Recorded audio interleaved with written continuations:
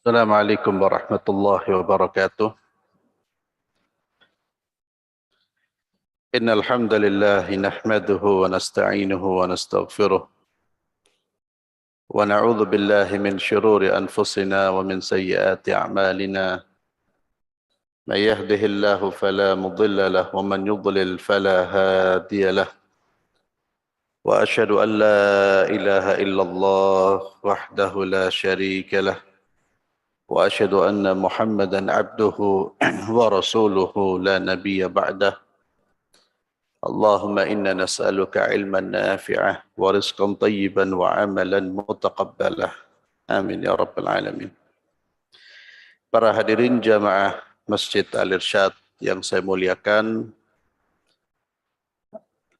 kita pagi hari ini akan membahas salah satu tokoh di antara tokoh-tokoh yang hidup bersama dengan Rasulullah sallallahu alaihi wasallam. Beliau bernama Abdullah bin Mas'ud radhiyallahu tabaraka wa ta'ala. Abdullah bin Mas'ud merupakan salah satu sahabat yang disebut oleh Al-Imam Al-Zahabi sebagai Al-Imamul Habr, Faqihul Ummah.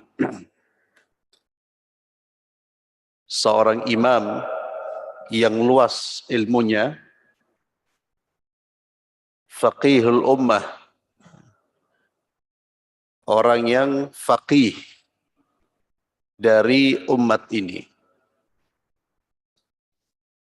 Jadi di kalangan para sahabat Rasulullah sallallahu alaihi wasallam itu ada sahabat-sahabat yang lebih menonjol keilmuannya, keluasan ilmunya, kedalaman ilmunya, terutama dalam bidang Al-Quranul Karim.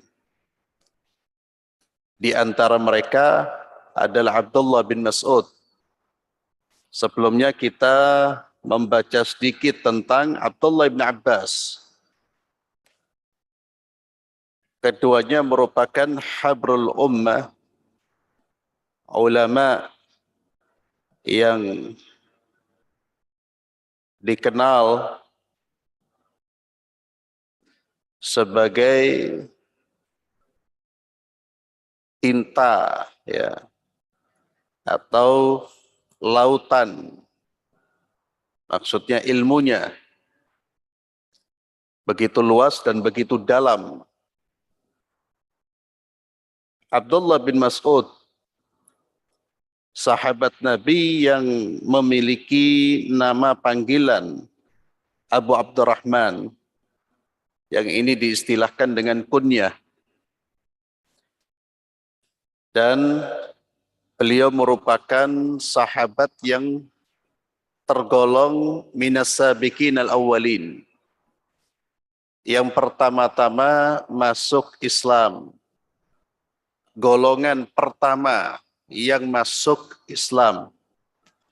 Dan orang-orang yang pertama-tama masuk Islam yang disebut dengan as-sabiqun al-awwalun ini memiliki keutamaan di sisi Allah Subhanahu wa taala.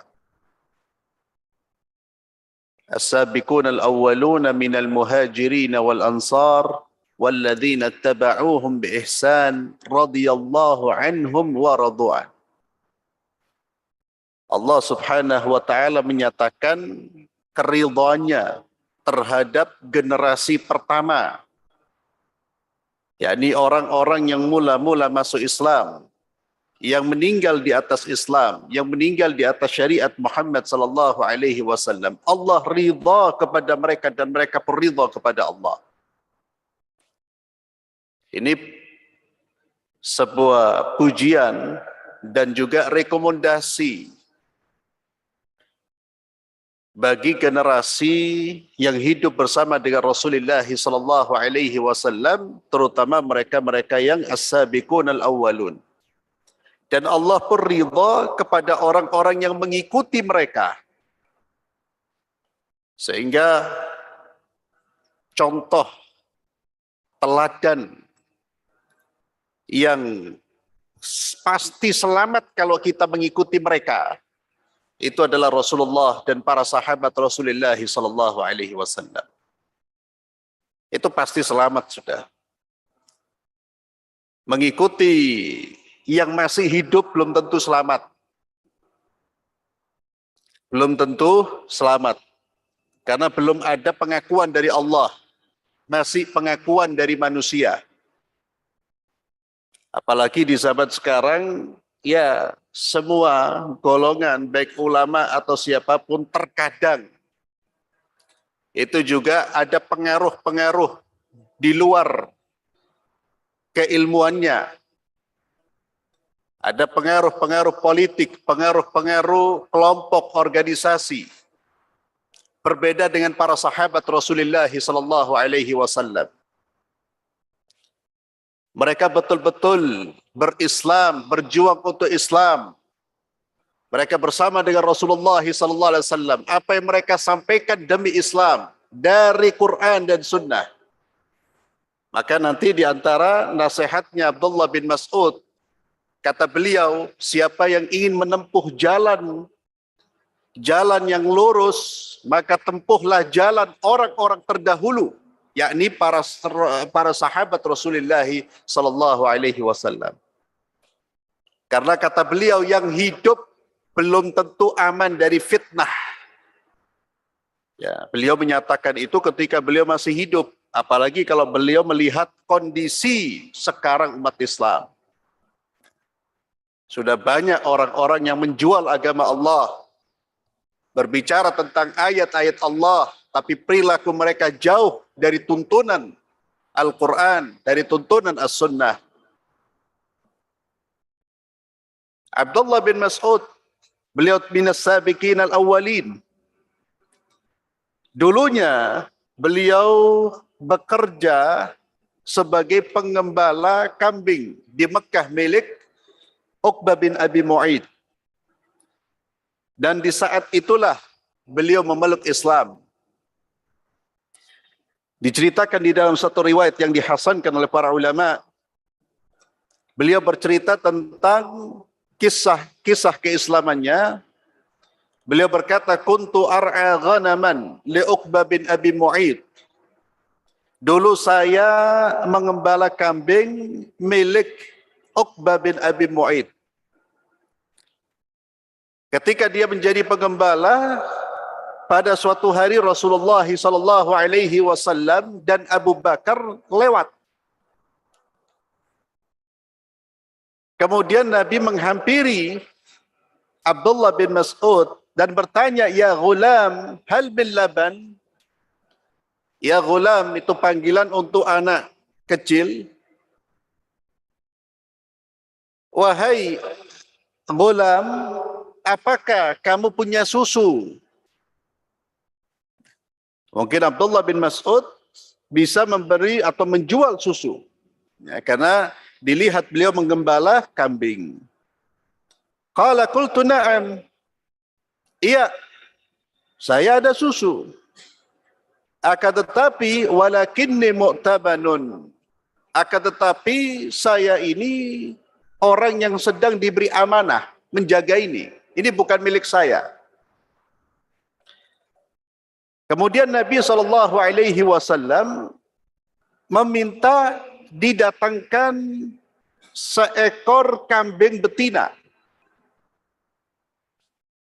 Lalu didatangkan oleh Abdullah bin Mas'ud. Abdullah bin Mas'ud tidak tahu apa yang ingin dilakukan oleh Rasulullah sallallahu alaihi wasallam.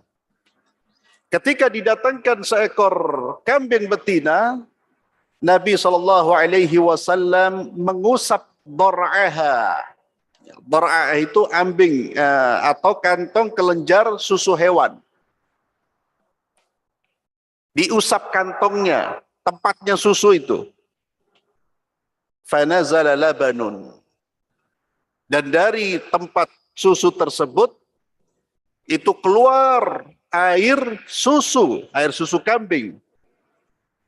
Nabi pun memerasnya dan meletakkannya di wadah, lalu diminumkan kepada Abu Bakar As-Siddiq. Wasaqa Abu Bakar. Setelah air susu diperas dari kambing tersebut, Nabi berkata, "Aqlis faqalasa." Susutlah, ya.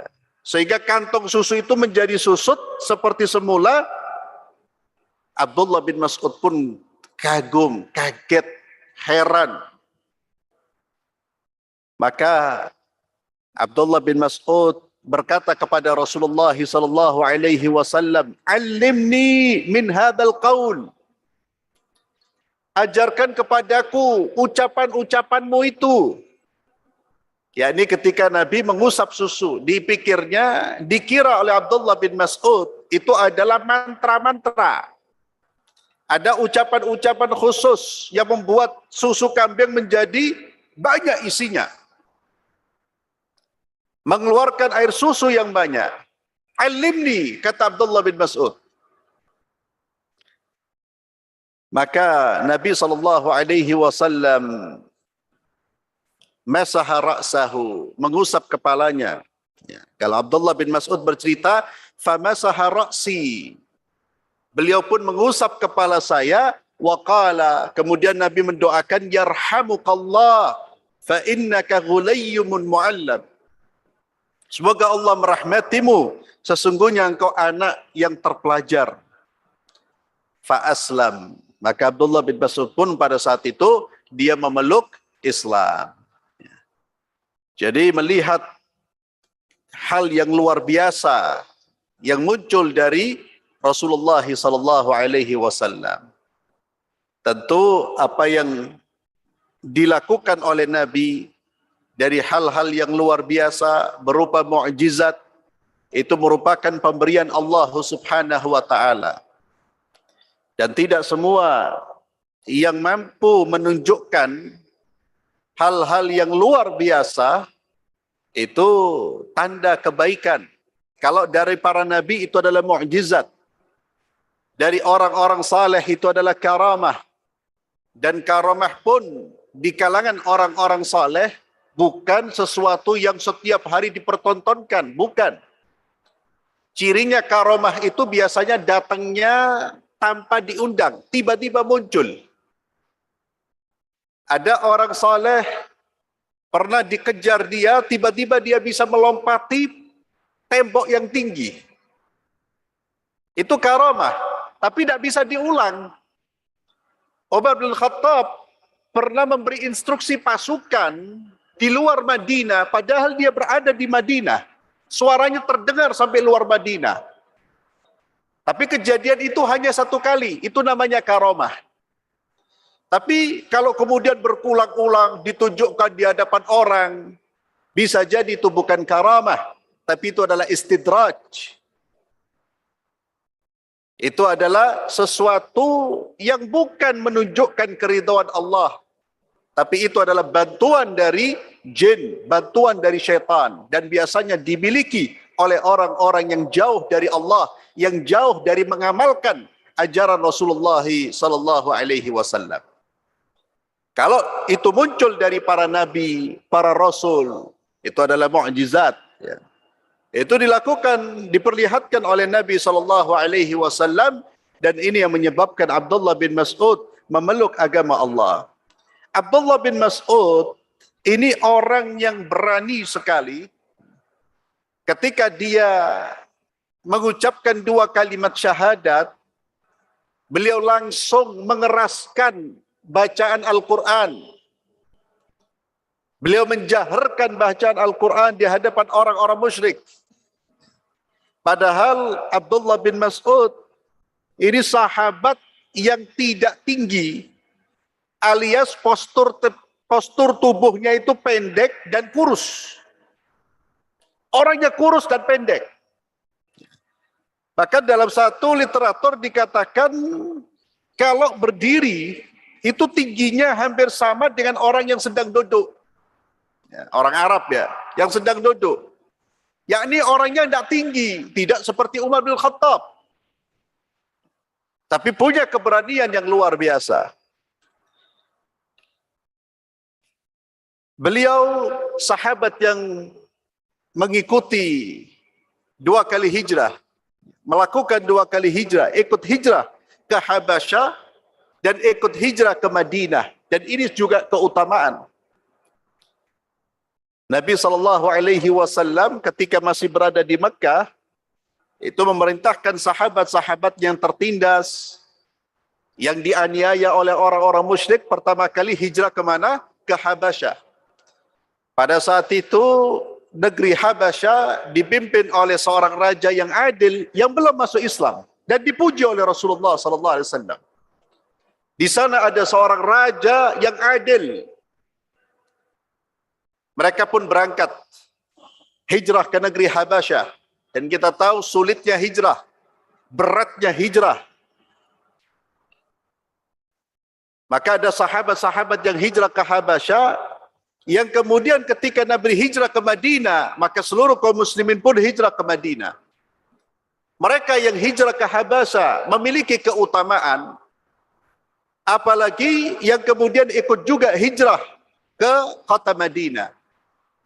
Di antara yang 2 kali hijrah adalah Abdullah bin Mas'ud. Dan hijrah ma'asyiral muslimin, ini menunjukkan bahwa mereka lebih mencintai agama Allah daripada harta mereka sendiri. Karena hijrah itu menyelamatkan agama. Hijrah itu menyelamatkan agama sekalipun taruhannya meninggalkan dunia. Itulah mengapa orang-orang berhijrah itu memiliki kedudukan yang luar biasa jika mereka melakukan karena Allah. Hari ini banyak orang, manusia, yang meninggalkan agamanya demi dunia. Kalau para sahabat hijrah dari tempat tinggal mereka demi menyelamatkan agama, sekarang banyak orang hijrah dari agamanya, meninggalkan agamanya demi apa? Demi dunia. Hijrah secara bahasa artinya at-tark, meninggalkan. Abdullah bin Mas'ud di dalam perang Badar, dia adalah sahabat yang memenggal kepalanya Abu Jahal.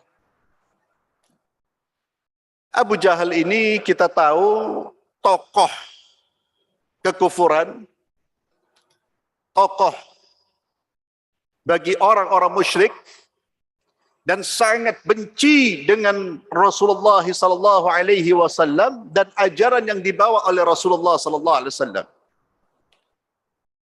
Beliau seorang provokator yang terus menghasut masyarakat untuk memerangi Rasulullah dan para sahabat Rasulullah SAW. Dan alhamdulillah terbunuh di perang Badar. Abdullah bin Mas'ud adalah sahabat yang mengakhiri, tentu dengan izin Allah, mengakhiri hidupnya Abu Jahal, yang sebelumnya Abu Jahal telah ditusuk oleh seorang pemuda yang bernama Mu'ad bin Amr bin Jamuh. Jadi ketika perang Badar ada 2 orang pemuda yang bernama Mu'ad dan Mu'awidh. Masih sangat belia, paling muda di antara pasukan kaum muslimin. Belasan tahun usianya. Tapi cintanya mereka kepada Allah dan Rasulnya luar biasa.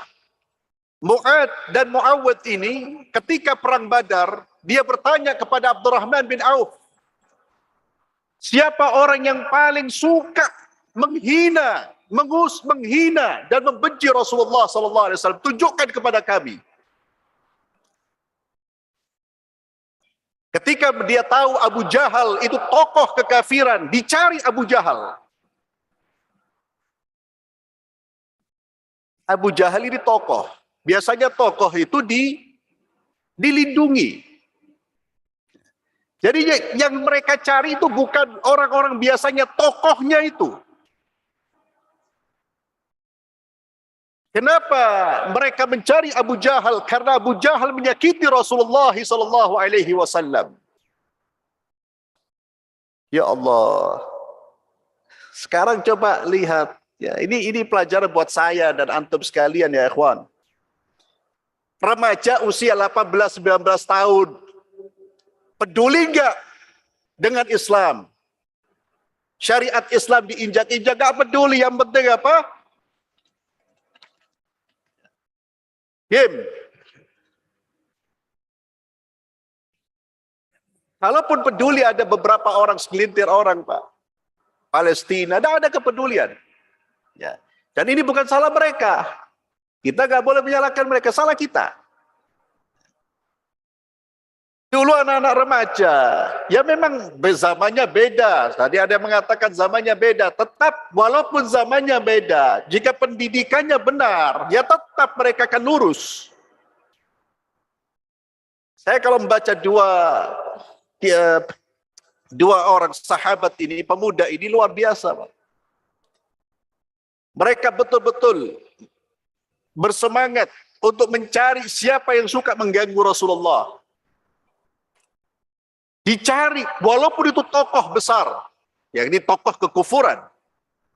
Akhirnya keduanya betul-betul tahu, ketika tahu Abu Jahal merupakan tokoh kekufuran, keduanya segera menghampiri Abu Jahal. Mereka membidik Abu Jahal.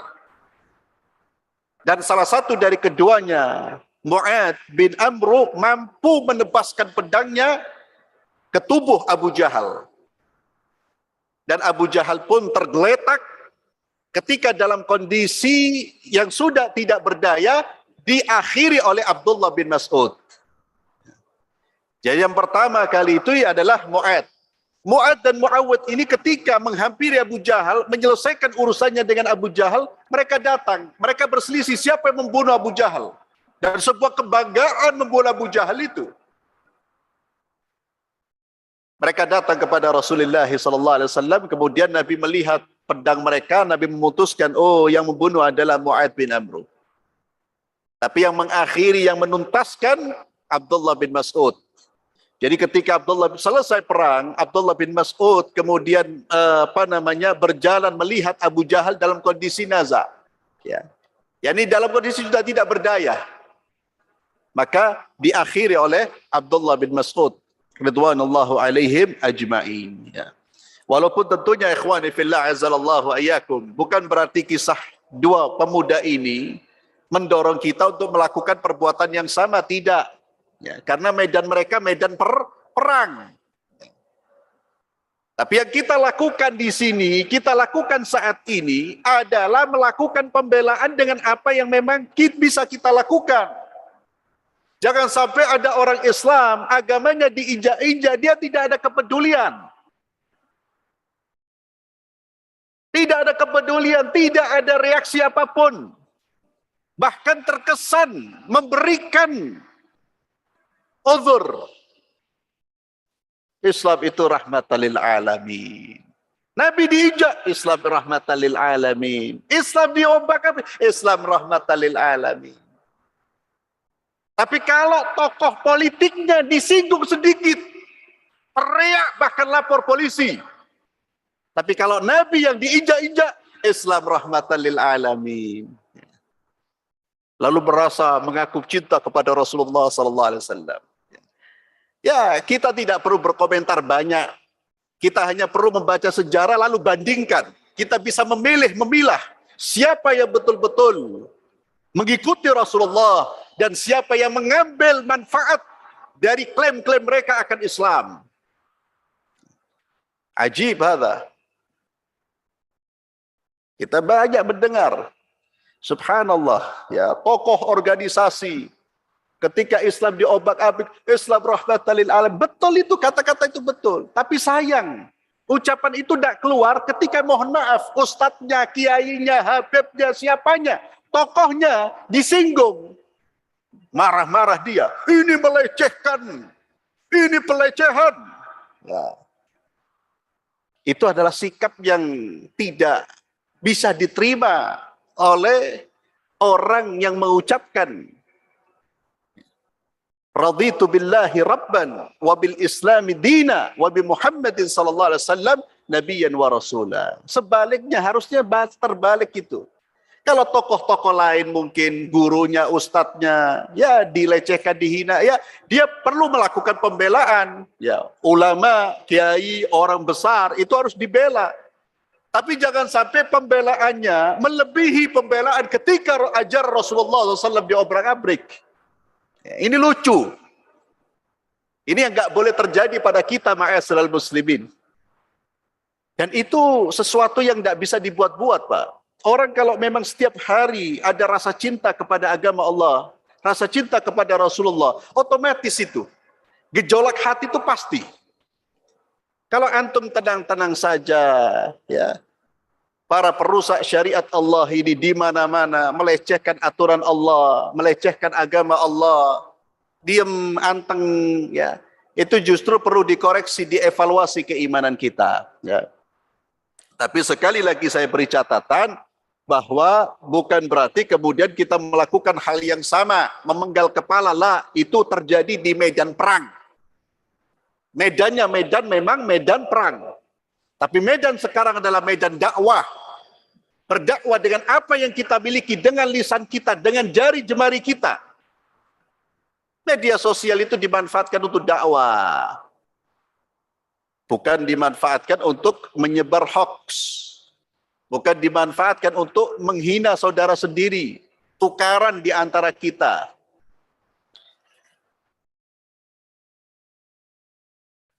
Abdullah bin Mas'ud ini, seperti yang saya sampaikan, orangnya kurus, pendek. Sampai pernah para sahabat Rasulullah SAW ketika beliau naik sebuah pohon, Pak. Itu karena kecilnya betis Abdullah bin Mas'ud. Karena memang orangnya kecil, itu ada sahabat yang tertawa. Menertawain Abdullah bin Mas'ud. Lalu kata Nabi SAW, La rijlu Abdullah athqalu fil mizani yawmal qiyamah min jabalin Uhud. Kata Nabi SAW, kakinya Abdullah bin Mas'ud ini, itu di hari kiamat lebih berat di dalam timbangan daripada Gunung Uhud. Lebih berat daripada Gunung Uhud. Bobot seseorang itu tidak dilihat dari bobot berat badannya, tingginya, posturnya, cakepnya lah. Seseorang itu berbobot di sisi Allah dengan keimanannya, dengan ketakwaannya. Ini pujian Rasulullah SAW kepada Abdullah bin Mas'ud. Dan beliau pun memuji Abdullah bin Mas'ud. Di dalam beberapa riwayat, kata Nabi SAW, siapa yang ingin membaca Al-Quran persis seperti ia diturunkan, maka hendaklah ia membacanya seperti bacaan Ibnu Ummi Abad, yakni Abdullah bin Mas'ud. Dan Abdullah bin Mas'ud telah berkata tentang dirinya, aku telah menerima langsung dari Rasulullah SAW 70 sekian surat dalam Al-Quranul Karim. Wallahi laqad alima ashabu Rasulullah SAW anni min a'lamihim bi kitabillah wa ma ana bi khairihim.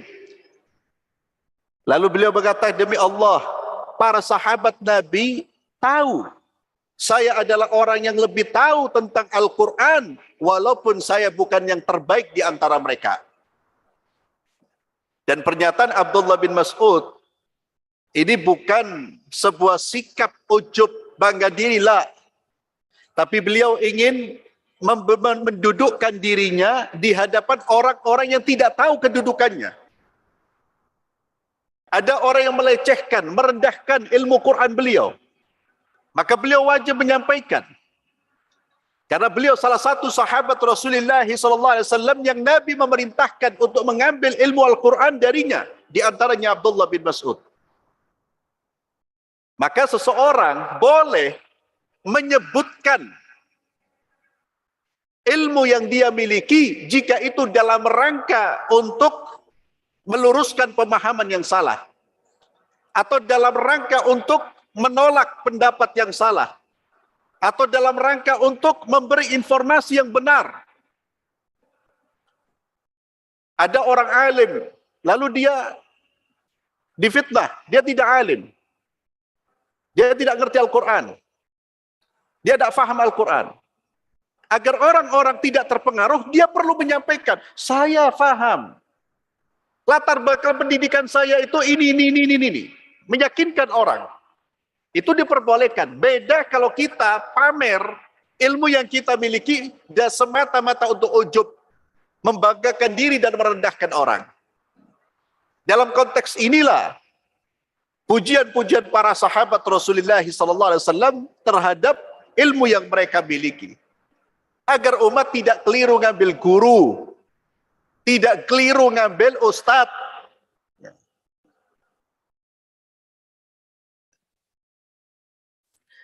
Ibnu Mas'ud, karena cintanya Rasulullah kepada beliau, pernah diminta oleh Nabi untuk membacakan Al-Quran. Kata Rasulullah SAW, Iqra, bacalah Al-Quran kepadaku ya Ibnu Mas'ud. Abdullah bin Mas'ud menjawab, ya Rasulullah, bagaimana mungkin aku membacakan Al-Quran di hadapanmu, padahal Al-Quran diturunkan kepadamu. Ya, ini Al-Quran diturunkan kepadamu ya Rasulullah, bagaimana aku yang membacakan ya Rasulullah? Justru seharusnya engkau yang membacakan kepada kami. Kata Nabi SAW, aku ingin mendengar bacaan Al-Quran dari orang lain. Saya ingin mendengar bacaan Al-Quran dari orang lain. Maka Abdullah bin Mas'ud radhiyallahu tabaraka wa ta'ala membacakan surat An-Nisa dari awal hingga ayat yang berbunyi yang artinya, maka bagaimana halnya orang kafir nanti, yakni surat An-Nisa ayat 41. Apabila kami mendatangkan seorang saksi dari tiap-tiap umat dan kami mendatangkan engkau ya Muhammad sebagai saksi atas mereka. Ketika sampai pada ayat ini, Nabi SAW pun menangis.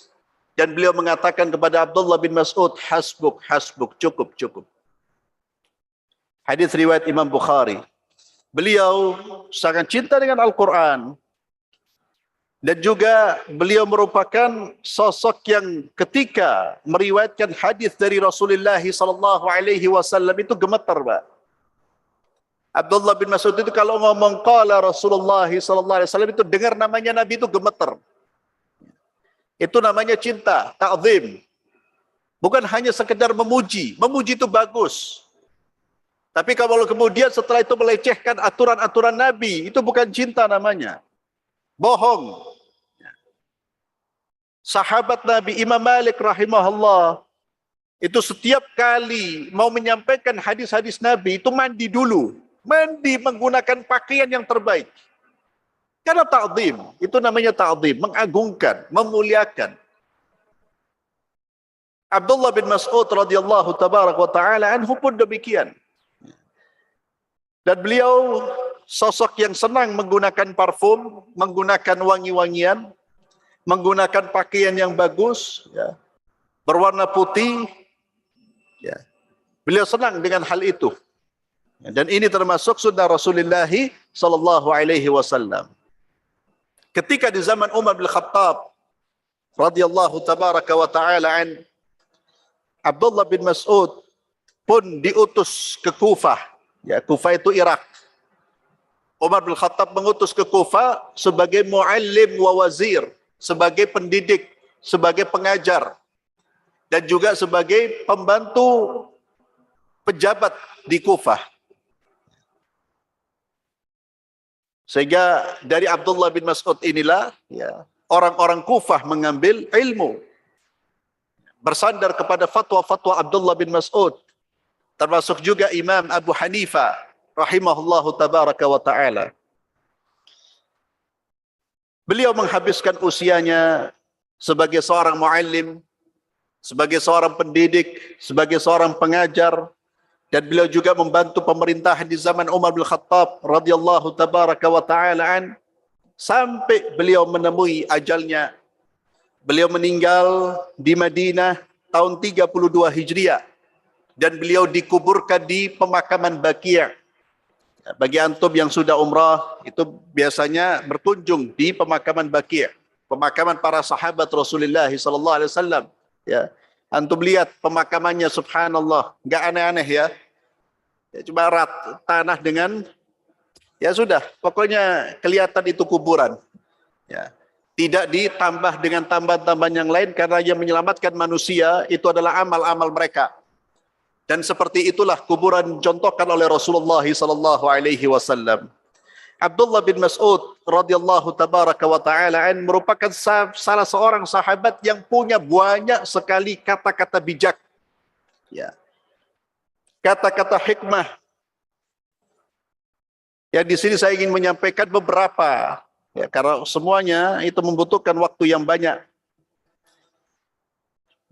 Di antara kata-kata bijak beliau, pernah suatu hari beliau keluar, ya, dan ini kebiasaan beliau. Beliau kalau berjalan, lalu ada orang-orang yang mengikuti, ya, biasa orang alim, ulama, itu diikuti oleh banyak orang.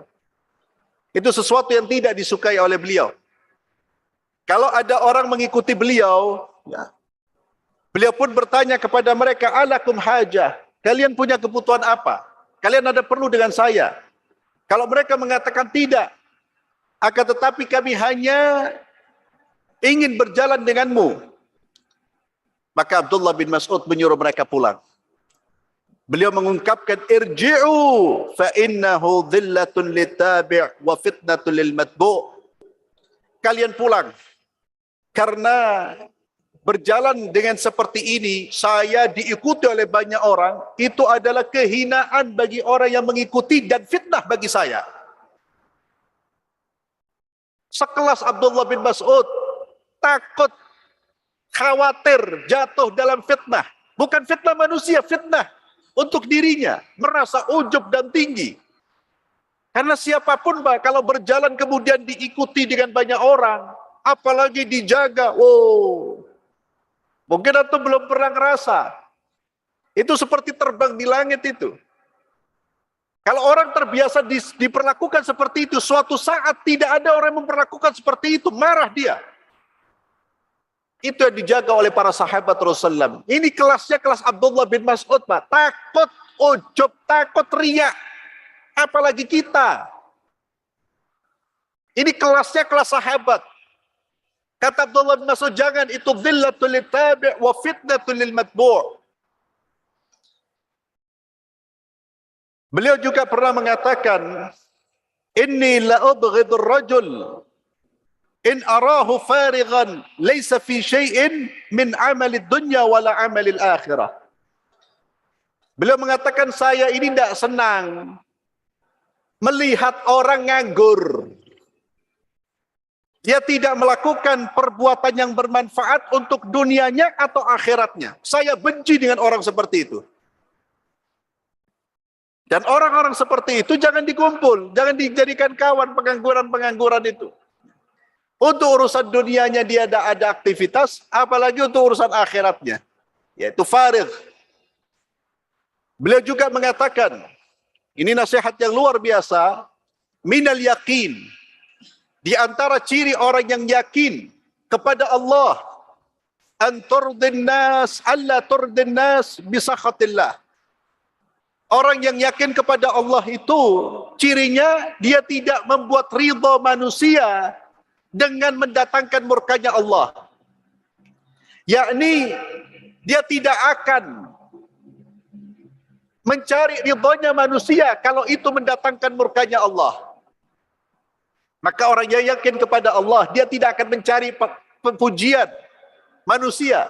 Yang dia cari adalah ridhonya Allah. Apalagi menukar ridhonya Allah, murkanya Allah dengan ridhonya manusia. Wala tahmad ahadan ala rizqillah. Orang yang yakin kepada Allah itu dia tidak akan memuji-muji karena rezeki yang dia dapat. Ketika dia mendapatkan rezeki, yang pertama kali dia puji siapa? Allah. Karena yang memberi rezeki adalah Allah. Manusia ini sebagai wasilah, Bolehkah memuji manusia? Boleh, kita berterima kasih kepada mereka. Kenapa? Karena melalui dirinya kita diberi rizki oleh Allah. Tapi siapa yang menurunkan rizki? Allah. Jangan ketika mendapatkan apa-apa, mendapatkan kesembuhan, mendapatkan nikmat, ya kita hanya memuji, bersyukur kepada manusia, lupa dengan pemberi nikmat, Allah Subhanahu wa ta'ala. Kemudian di antara ucapan beliau, wa inna allaha biqistihi wa hilmihi wa adlih. Sesungguhnya Allah Subhanahu wa ta'ala dengan keadilannya, dengan kemaha lembutannya, dengan keadilannya, ja'ala ruh fil yakin war ridha. Allah telah menjadikan kelapangan hati, kesenangan, keriangan itu di dalam keyakinan dan ridha. Ini tips kunci ma'asyiral muslimin. Kunci kebahagiaan. Dua, Pak. Apa? Al-yakin wa ridha. Yakin kepada Allah. Yakin kepada janji Allah. Yakin kepada apa yang Allah turunkan. Dan ridha terhadap pemberian Allah. Wallahi kita akan bahagia. Kuncinya hanya ini. Orang kalau gelisah berarti ada syak. Ada keraguan-raguan di dalam dirinya. Maka kata beliau, wa ja'alal hamma wal huzn, dan Allah menjadikan kegelisahan, kesedihan fi syakki was sukhut, di dalam keraguan-raguan dan juga di dalam sikap tidak ridha. Orang kalau ragu terhadap janji Allah, tidak ridha terhadap pemberian Allah, selalu ragu dan sumpah, gelisah. Kita ini kalau yakin terhadap sesuatu itu tenang. Antum kalau yakin umpamanya punya keyakinan, ada uang banyak, yakin masa depan saya akan baik, uang saya banyak. Karena dia melihat uangnya, dia yakin. Kalau sudah yakin, tenang. Orang Islam bukan yakin dengan dunia, yakin dengan Allah. Yakin dengan janji Allah, Pak. Kalau kita ini masih suka gelisah, takut dengan apa nanti yang akan terjadi dan akan terjadi, tanpa kembali kepada Allah, hanya ketakutan, kegelisahan saja, berarti kita ada sesuatu di dalam keyakinan kita. Termasuk di dalam sikap ridha kita. Dan Abdullah bin Mas'ud mengatakan apa? Di antara bukti keadilan Allah. Allah menjadikan kebahagiaan itu bukan pada harta. Kalau kebahagiaan terletak pada harta, banyak manusia yang tidak akan bisa bahagia. Kenapa? Karena tidak semua manusia berharta. Di antara keadilan Allah, kebahagiaan itu didapatkan dengan sesuatu yang bisa didapatkan oleh semua orang. Apa itu? Al-yakin wa ridha. Kemudian yang terakhir, beliau menyatakan, subhanallah, ya, seolah-olah beliau mendapatkan wahyu. Beliau mengatakan yakunu fi akhir zaman, akan datang di akhir zaman, akwabun, suatu kaum, komunitas, afdalu a'malihim, sebaik-baik amal mereka, yang mereka anggap amalan yang terbaik, at-talawum bainahum, saling mencaci maki di antara mereka. Ya Allah. Ya, sahabat Nabi itu kadang-kadang mengeluarkan kata-kata, Pak, bukan kadang, sering. Itu seperti dapat ilham. Ya. Beliau mengatakan nanti di akhir zaman akan muncul komunitas yang amal mereka itu, yang terbaik bagi mereka itu saling mencaci. Yaitu amal mereka yaitu. Dan mereka bangga itu. Kalau sudah mencaci maki, menghina itu bangga sekali. Dan mereka anggap itu syariat. At-talawum bainahum, saling mencaci maki di antara mereka. Apa kata Abdullah bin Mas'ud? Yusammauna al-antan. Mereka adalah generasi yang busuk. Noten itu sesuatu yang berbau busuk, Pak. Maka kita jangan sampai menjadi generasi yang kerjaannya suka saling mencaci maki orang. Termasuk mencaci maki saudara-saudara kita. Berbeda pendapat sendiri, caci maki, menghina, merendahkan. Kerjaannya itu, tahdir sana, menghina sana, memperingatkan sana. Di saat ada pekerjaan-pekerjaan besar, ya, sesuatu yang merusak masyarakat Islam, kerusakan akidah, kerusakan moral, pornografi, narkoba, orang nggak sholat, orang nggak ngerti akidah. Itu adalah PR-PR kita yang bersama-sama harus kita atasi. Ya. Jangan saling mencaci di antara kita. Ya. Dan beliau mengatakan sebagai penutup, ini juga nasihat buat saya dan antum, utlub qalbaka fi thalathati mawatin. Kata beliau, carilah hatimu di 3 tempat.